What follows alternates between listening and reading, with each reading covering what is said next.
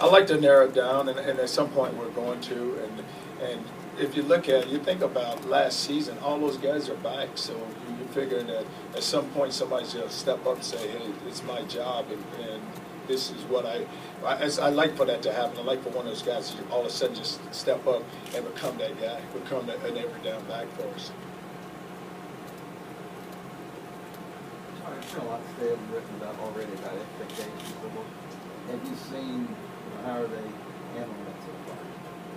Well, what I try to do is it's the expectations are out there, and there's no way we can hide from it now. And everyone, you've been picked to win the conference, but the key thing for our football team is just continue to work. Just don't get caught up in the noise in the system, because, like I say, I always go back to 2 years ago. You were picked last. Last year you were picked 7. So now all of a sudden, how do you go from last to 7th to 1st in 3 years? And we haven't been with 9 seniors. So you have to continue to work, and you have to continue to understand that it's all about you developing as a player, and even as a person. But you have to develop as a player, and if we get that done, then the expectations you'll be able to handle it, because the preparation is going to be there. Because we're going to get them prepared to go play. Now it's all about us. Can we just handle it? Are you confident that will happen? You can get them to the point where put more on the hype and so forth?